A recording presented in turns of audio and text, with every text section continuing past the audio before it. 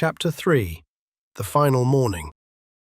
Utmoah awoke before the sun with a rush of energy, like his body already knew this day was different. He sat up quickly, brushing the dew from his arms, and peered through the small opening of the Vale. His mother was already awake, kneeling near the hearthstones with a bowl in her lap, gently grinding dried roots. She gave him a small smile, warm but distant, as if her thoughts were elsewhere. "You're up early?" she said softly. "It's today," he said, grinning. She nodded once, then looked toward the window slit, where the faintest hints of dawn crept into the hut. "Remember, Utmoah, not a word to the others." "I remember," he said. She returned to her work, but her gaze lingered on him a moment longer. Utmoah moved through the village with a quiet sense of purpose. Everyone else seemed to treat the morning like any other, but for him, every moment vibrated with a kind of electricity. He helped his mother prepare bundles of dried herbs, fetched water from the spring, and stoked the cooking stones. None of it slowed his pulse. Later, when the tasks were done, he found KL near the tide pools. The two boys sprinted along the rocks and splashed one another in the shallows. At one point, KL dared him to leap from the top boulder out into the deep pocket just offshore. Utmoah did it without hesitation, disappearing into the green-blue water before bursting up again, laughing. He didn't say goodbye. But as they walked back toward the village, Utmoah turned and looked at the shore behind them, fixing it in his memory. Just in case. That afternoon, the villagers began to gather.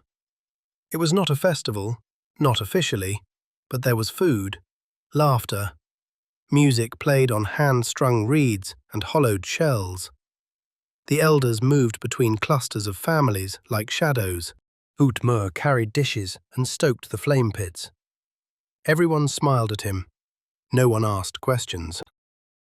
Across the clearing, Theom stood beneath the banyan tree. Next to him stood Utmoah's mother. Earlier that day, before the sun had reached its peak, she had gone with Theom to meet the elders one last time.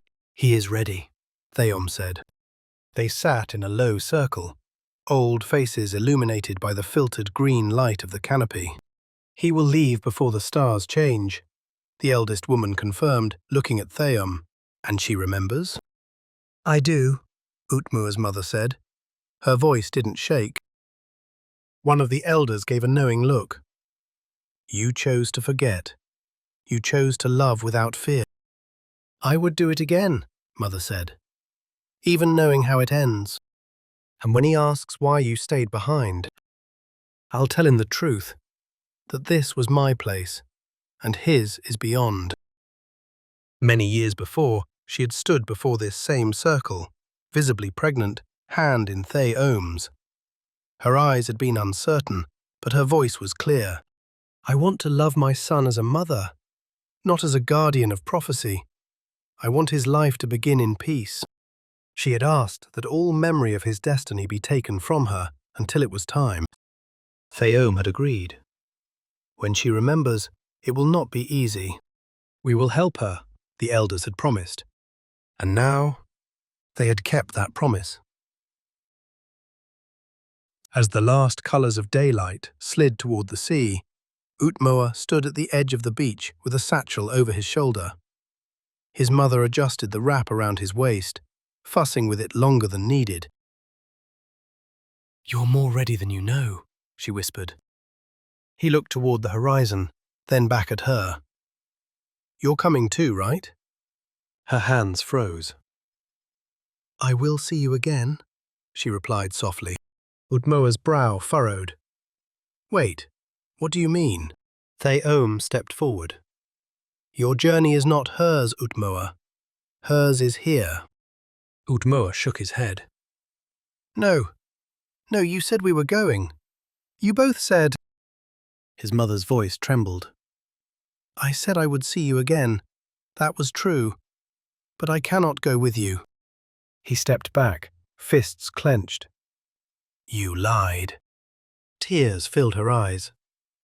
"I protected you. If I had told you the truth, You might have refused the call before it ever came." "I'm refusing it now," Utmoah snapped, his voice sharp and breaking. "I'm not going. I won't leave you." The wind picked up along the beach. Theome remained still. "This isn't fair," Utmoah muttered. "You raised me, you laughed with me, you held me when I was sick. You can't just let me go." His mother knelt in front of him, hands trembling as she held his face. "You are not being let go," she whispered. "You are being sent forward, because you're the only one who can." Utmoah turned from her. His chest heaved, tears streaking his face. After a long silence, he turned back and fell into her arms. They held each other tightly, neither speaking, neither letting go. At last he pulled away, slowly, but he didn't wipe his tears. "You'll wait for me?" he asked. "Every day," she said. "And when the stars shift again, I'll be waiting where you left me." He walked to Theome. Theome stood motionless on the sand, his eyes closed, head tilted slightly, as if listening to something only he could hear. For a moment, his expression shifted. Not quite a conversation, but a communion. A silent exchange with something vast and patient. The tide pulled back gently toward the horizon. His eyes opened, and he nodded once toward the sky. Far above, so far that Utmoah had to crane his neck back until it hurt, a point of light appeared in the sky. It grew larger, descending with impossible speed, yet somehow without sound, without violence. The stars themselves seemed to part around it. Utmoah's breath caught in his throat. The light resolved into shape, sleek, matte charcoal in color, nothing like the fishing boats of his village or even the largest vessels he'd seen in the harbor. It moved like something alive, banking gently as it descended, the air around it shimmering with heat that never quite touched the ground. The craft came to rest just beyond the breaking waves, hovering mere handspans above the water. Its surface reflected the starlight in ripples, as though it were made of liquid metal. No engines roared, no machinery groaned, just a low, harmonic hum that Utmoah felt in his chest more than heard with his ears. For a long moment, nothing moved. The world held its breath. Then, the craft's surface opened, a portal emerged, not with doors or seams, but as if the metal itself decided to become something else. An opening appeared where none had been, smooth-edged, glowing faintly from within, with that same light blue warmth as the Atlaseum's crystals. And from that opening, something descended. It didn't look solid, more like a shadow with substance. Utmoah could see it clearly, a pathway of light extending from the craft to the sand. Yet when he tried to focus on its edges, they seemed to blur and shift, as though the ramp existed in two places at once, here on the beach and somewhere else entirely. Theome stepped forward without hesitation, his feet finding purchase on the impossible surface. He turned back to Utmoah, extending his hand. "It's all right," he said quietly. "It will hold you." Utmoah looked back. His mother stood where he'd left her, hand raised, tears streaming down her face in the silver moonlight. She didn't call out, didn't move, just watched, her expression holding everything she couldn't say. The bracelet on Utmoah's wrist pulsed, warm, steady, alive with her love even across the growing distance. He turned back to the ramp, to Theome, to whatever impossible future waited inside that impossible craft. He stepped up onto the incline and took Theome's hand.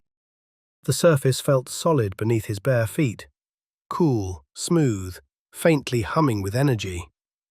Each step rang with a quiet tone, like striking crystal. Behind him, the beach, the ocean, his mother, the only world he'd ever known, all of it began to feel distant, as though he were already halfway to somewhere else. The crystals blazed. Both of them, mother's and Utmoah's, flared simultaneously, their light no longer the soft pulse he'd grown accustomed to, but something fierce and urgent. The glow shot through his arm like lightning made gentle, flooding his chest with a warmth so profound it nearly brought him to his knees. He gasped and looked to his mother.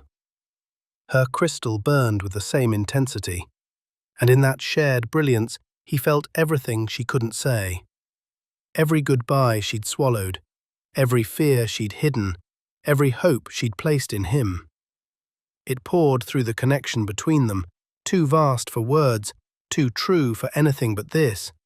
Light answering light across the space that would soon divide them. For one perfect, terrible moment, they were completely joined. Then the portal responded. Blue light spilled from the opening, like water breaching a dam, washing over Utmoah in a wave that made his skin tingle and his hair stand on end. It was warm, impossibly warm, but not like fire. Like being embraced by something ancient and patient, something that had been waiting for him since long before he was born. The light wrapped around him, pulled at him, drew him gently but inexorably forward. End of Chapter 3.